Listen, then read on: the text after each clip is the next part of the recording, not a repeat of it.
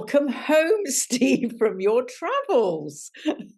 What an exciting project this is, which I'm sure you'll tell people with in time when you want to. But anyway, it's just lovely to see you, and I'm sorry you've got such a horrible cold. I'm not very well because it's public domain now. Good. I've invested my life savings in doing a 10-part docuseries on the history of Western astrology. And I've been with my producer and videographer and my logistics organizer. It sounds posh, but we're just a small gang of friends and very skilled professionals in Marrakesh, Cordoba, and Seville in the last 7 days. And now I'm in England for a few days to film in the West Country. And then we're going to Salzburg, Vienna, London for 4 days, and then Greece for a week, Italy for a week, back here by mid-October. Well, do you know, it's interesting, isn't it? Because you've just told me you've got Jupiter on your MC. At the moment, I do, yeah. And that is all about expanding the career. It's about travel, but also travel of the mind, expanding the higher mind. And I've been finding out so much about Islamic iconography and calligraphy, and particularly the geometry of certain types of Islam, different dynasties, and particularly the ways that the Moorish Islamic geomancers, the Arabs, after the outflux of people from Constantinople around 500 to 600 AD, the first dynasty of Arab astrologers went off into Persia and Iran. But the second dynasty went along the North African coast, where eventually they interacted with the Berbers of Morocco, and then crossed into Spain, and that's where you've got. And this is where the two sides of astrology really diversified, because with the Moorish and the Islamic way of looking at astrology, and this is why it's so in geometry rather than pictorial, because you can't draw the divine. Yeah. But Islamic astrology is very Aristotelian. You know, it's down to methodology, mathematics, determinism. Whereas Western Platonic astrology, Platonic astrology is more about symbolism, archetypes, and spirituality. But now it seems, the more I'm doing this documentary and embracing, and it's going to be fascinating to go to Mount Olympus and Delphi, the more I'm seeing how astrology is in the 21st century, and we're going to DC after that, I'm seeing the two branches beginning to intertwine again in the 21st century in a kind of holistic way, which suggests, and all of this is leading me to realize that astrology is astrology is a written, spoken, and pictorial language of something which is far greater than that, far, far greater than that. And I'm beginning to really look at the ideas of the intelligent universe. I don't know if you're aware, but I had that nice Mr. Rick Levine down to stay with me for a week.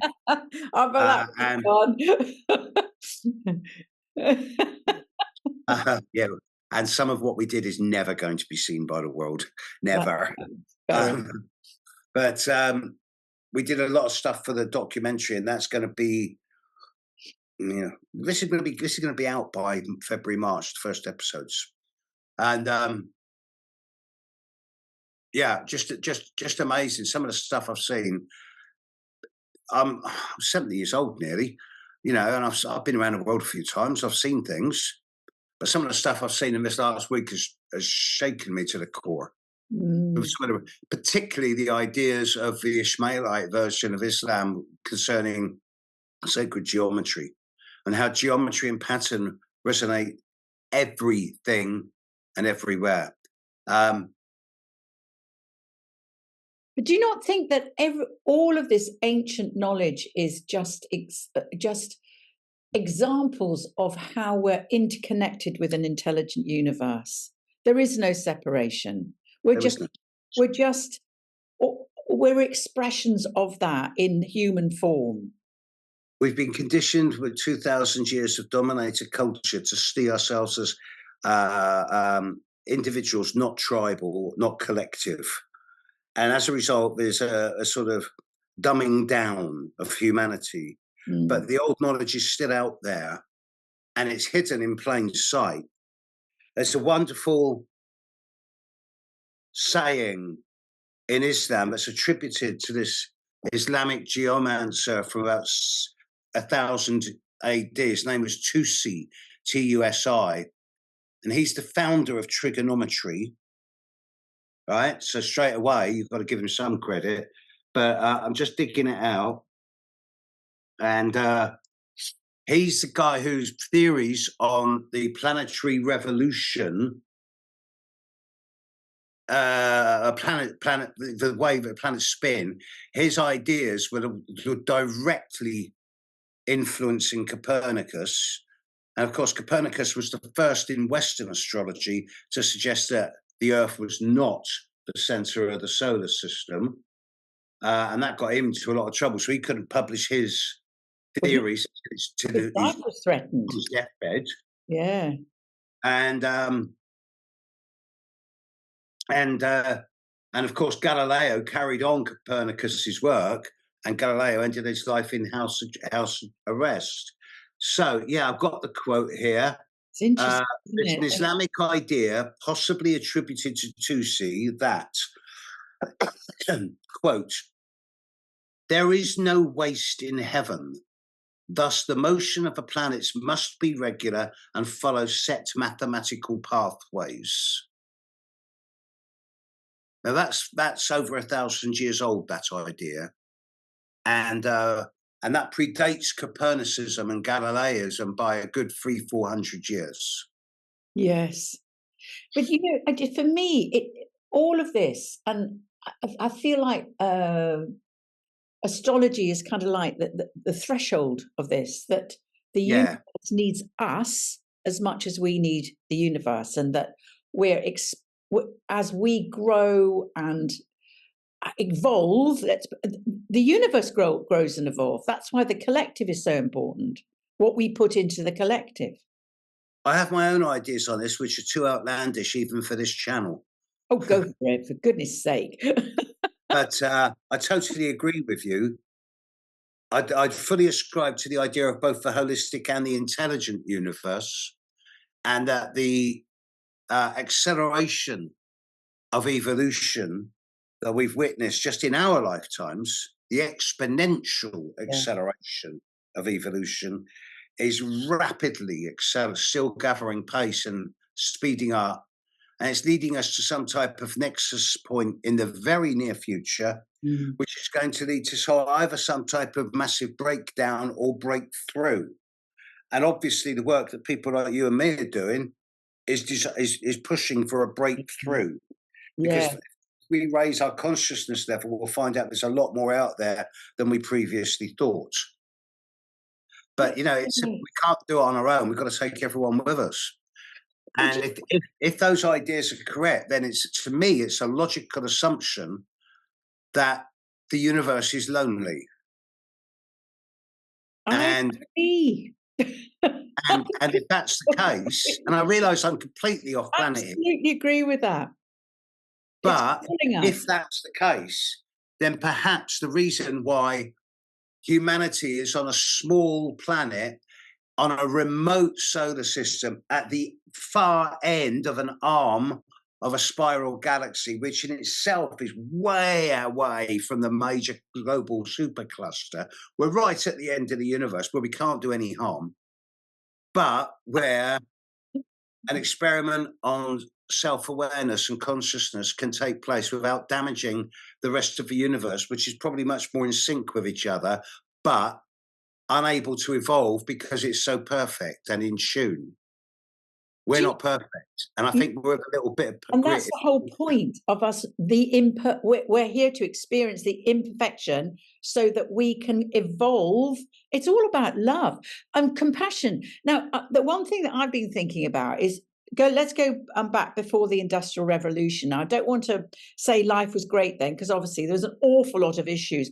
But can you imagine what it must have been like without any light pollution, no noise, the odd clop of a horse, shout of a person, the bellow of a cow, but living in nature completely raw as an expression of the human condition? It must, and then at night looking up at the stars and going, oh. So I arrived back in the UK. What time is it? 9 o'clock. About 36 hours ago. And but when I got back, about 9, 10, 11 o'clock. What day is it today? Monday. Saturday night I got back, and I just had sort of time to get in the door, throw the first load of washing on, shower, crash. And then I woke up at 3:30 in the morning. Body clocks all over the place. And I just looked out the door, and I'm in the, where I am. I'm in the countryside, same as you, but I'm a bit more in the countryside than you. Yeah. And I saw such a spectacular sky, clearest I've ever seen it. And I'm fairly close to Gatwick. Orion, Taurus, the Pleiades, Jupiter, Mars, so bright, crystal clear, and then a shooting star passing between the two. And I was like, oh, how good is this? Well, that's the universe going, hi. You're doing the right thing. It's just so interesting, because when you're open to the universe, or you're open to something greater than you, that's what I call it, a flow happens. This is what happened to me in Cordoba. Yeah, the flow happens. I engaged with the geometry and the light coming through it in a number of different ways. And something happened to me. And I'm not going to go into too much detail on screen, because I talked to you previously about what really happened. But I had some type of quasi-spiritual / religious experience where I became aware of, just briefly, of both the pain of history, but before that, the potential. To me, I find it fascinating that the word magi, M-A-G-I, is the root of words like magical or imaginary, imaginal, to imagine, I imagine. And it's a gateway to another world. It's a gateway to another way of seeing the world. When astrology was kind of pushed into the shadows, and science said, right, if you can't see it, you can't prove it, so it can't exist. What it did was stripped away the magic of life. It took away our relationship with something greater, or God, or whatever you want to call it, and it replaced it with facts and figures, and therefore it destroyed our intuition. Well, on the one hand, I personally blame Descartes for that. Well, he had a lot to do with it, didn't he? Yeah. The whole world would be a different place if he said, I feel, therefore I am, instead of I think, therefore I am. But we've had to go through this time, Steve, haven't we? It's like being a massive purge. What is real? What isn't real? And to bring back that other side of us that is so essential. For 500 years, the mechanist attitude has, I suggest it's been a reaction against the what's seen as the perceived threat of Islam spreading with its form of spirituality and knowledge. But nowadays, just since the Uranus-Pluto conjunction in Virgo, and the generations that has birthed, the willingness to embrace a more integrated, assimilated and holistic way of seeing the world is now bringing us into a much more fertile and, I don't know, love-based energy field that rises above all different doctrines. Yes, it's compassion. I think that's the highest form. Gratitude and compassion are the highest, for me, highest forms of human expression. I mean, love is the all-encompassing context, but to go enter into, and I think before the Industrial Revolution, before it was, if you can't see it, you can't prove it, so it doesn't exist. I think just to be with just to be so in tune with nature. And can you imagine how many birds there were, and insects and flowers, and it must Harmony. be incredible to live in that sense. I'm not saying there was lots of wars and horrible stuff going on, but it must have been. I could imagine the divas were alive. Yeah. I would imagine people were speaking to the divas, Yeah. the gnomes and the fairies, and Yeah. I've done that. yeah, me too. I've seen a gnome. Absolutely. Thing is, you realise that at the moment that people are watching this on the broadcast now, a lot of people are going to go, "You two are absolutely barking mad." Click, not bothering with them again. And others are going, "Oh, finally, someone who speaks my language, Yeah.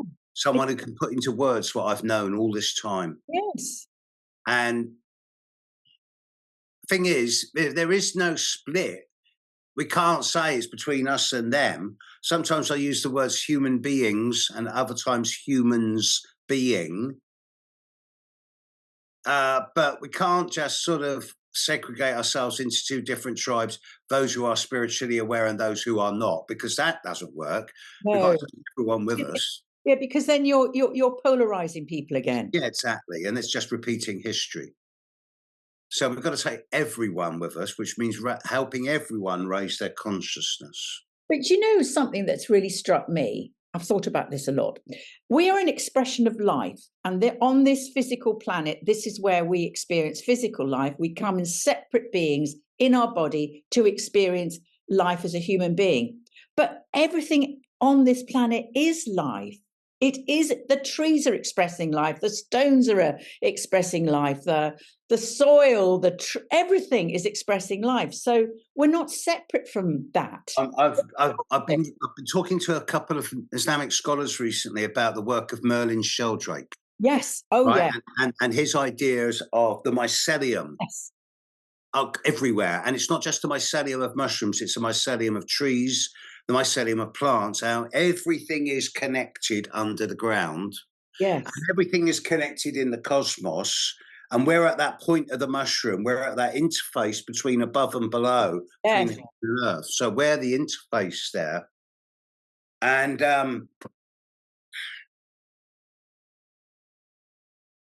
it's not just the working with those ideas; it's the awakening to those ideas Yes. within ourselves that actually is the trigger, I think. That we're just expressions of life. I think it's really helped me to understand that. And that we're just passing through, having this experience of physical life. Everything's just passing through. You're going to love this. Go on. Last night, I got back like 36 hours ago, and I was teaching last night to my student group. And just as I started teaching, I got this great thing coming. A friend of mine sent me something from the Institute of Mechanical Engineers, Yes. right, about a new form of robotic exoskeleton which is controlled by fungal mycelia. Right? So it's a micro spider robot that's controlled by harnessing it to mushrooms, and depending on the amount of light and food and nutrients that the mushroom's getting, it sends out different signals to the robot, which is moving like a millimeter at a time. And in this article, they quote, "So according to the internet, this is going to go one of two ways. Either this is the innovation that could be the start of a thriving new interspecies collaboration, or it could be the start of a runaway robotic fungus apocalypse that could spell the end for civilization." I just howled with laughter. Great. There's so much out there to do. I know. It's this sense of there's so much new. I mean, with Pluto moving into Aquarius, it's just going to explode anyway. This is just a start. This is just, but it's just hilarious, but also like, blimey.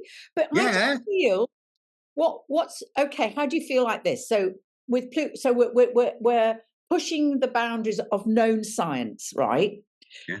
But where you've been, what you've experienced, what you told me about walking into that place where the windows were all opening and bringing in incredible light, they were doing the same. Yeah. Back then, they were also connecting, but they were doing it in they were doing it with intuition as well. Yeah, but you hit it about 20 minutes ago, because at that time people were living in a natural magical field, which to them was perfectly normal. It wasn't exciting or weird or crazy, it was normal. Whereas we've been living in a mechanized, constructed field for the last 500 years, where we've just got rid of the ideas of spirituality and magic. Yeah. And now they're coming back. So to us at the moment, yes, it's still like, well, this is novelty, this is new, but actually it's not. It's been around forever, and we're just reawakening into it. In a different way, because I suppose, science has evolved. But I mean, they must have known about the myceliums and the mushrooms and shamans have been using plant medicine forever to connect with the universe or the guides or whatever, or the ancestors or. My friend, my mate Terence, right, McKenna, long gone, unfortunately. He said that on one of his mushroom journeys, he met the mushroom Logos. And the mushroom Logos, he said to the mushroom Logos, why are you here? Because there's no fossilized mushrooms on this planet. You can't find any mushroom remains older than 40,000 years ago. Mushrooms only arrived 40, 50 years, 50,000 years ago. And the mushroom Logos turned around to McKenna and said, look, we've got the best form of space travel in the universe. We can travel as single cell organisms, that we can travel at a minus 150 degrees centigrade. And we still retain life. And we've just found, we were traveling in a group and we found this beautiful blue planet. Oh, your sound's gone, Steve. I'm back. Right, okay, just a glitch. The mushroom Logos said to Terence, we were traveling through space and we found this beautiful little blue pearl. We thought, let's settle there. And so they happily settled there. And then he said, and then the local monkeys got out of control. So in the end, rather than fight them, he said, we cooperated with them through their shaman, and now we're going to try and persuade them to take us back into space. Great story. Great story. I'll tell you what happened for me. I had an experience with plant medicine, and where I met the light. Yeah. And the light said to me, without any question, it showed me that that life, physical life, is created from masculine and feminine, and you need those two energies to create life. And I found that absolutely fascinating, because there's such a big thing going on about that, but it is the fundamental building energy matrix, whatever you want to call it, according to my understanding of it, of life here on this planet. This arose on my journey as I was talking with one of my Islamic friends, and and the subject of Sephiroth came up, the tree of life. And they asked me how this fitted with the astrological journey we're on. And I said, well, 10 years ago, I would have said it doesn't fit at all. I haven't got a clue. But obviously, I've matured.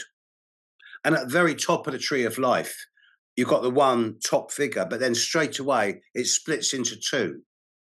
And in the Kabbalah, they call that the fall. And I translate that as the fall into gender. Yes. Yes. I'm doing that film. What was it? Yes, yes. Absolutely. So, yeah. It's so, the thing is, when you're on it, there's a kind of, I just feel alive, don't you? I do. I'll tell you what, though, we're not getting away from the astrology. Can we step back a little bit, do a little bit of local astrology? Yeah. Okay. I Right. think we should. I mean, that's what people are That's looking what people are into. expecting. Okay. So new full moon. Yeah, full moon. Lovely full moon. Tomorrow. What day is it today? No, 2 days time, and then we've got the eclipse. No, it is the eclipse. The eclipse will be at full moon. Yes, but it's the full moon's 2 days before the. Oh no, not the eclipse. What I'm talking about, the equinox. Oh yeah, I'll come back to that in a moment. Yeah, the full moon is lovely because it's conjunct Neptune, but it's also strongly sextile Uranus and strongly sextile Pluto. What's not to like? And the node is a long way away from the full moon. It's about 11, 12 degrees away. So it's not going to be an eclipse. In some places of the world, you will see a slight discoloration as the Earth's shadow passes across either the bottom or the top part of the moon for about a minute. That's it. But it is a nice eclipse. It is a nice full moon. And then you say equinox. Yes. And everybody goes, equinox, equal day, equal night. And I've always subscribed to that. And then I found out that's complete rubbish. Just recently, there is another vastly unknown and underused term. And again, this fits back to my travels and my work with light. It is called equilux. Equinox is the time, the autumn equinox, the spring equinox. The amount of daylight is measured from the moment of the first part of the sun's orb coming up on the horizon to the last moment of the sun's orb setting on the western horizon. But the sun takes 4 minutes to rise and set on each, depending where you are on the planet's surface. So at various different latitudes on the day of equinox, you get anywhere from 12 minutes 30 seconds, 12 hours and 30 seconds to 12 hours 4 minutes of daylight. Equilux is the day where the center of the sun rises and sets 12 hours apart. And that will always be a few days before the spring equinox or after the autumn equinox. And this year it's September the 25th. Yeah. And equilux. And lux is really becoming a buzzword for me in this last few days. Light. Yeah. Yeah. Light. Let there be light. Let there be light. And there was. And there will.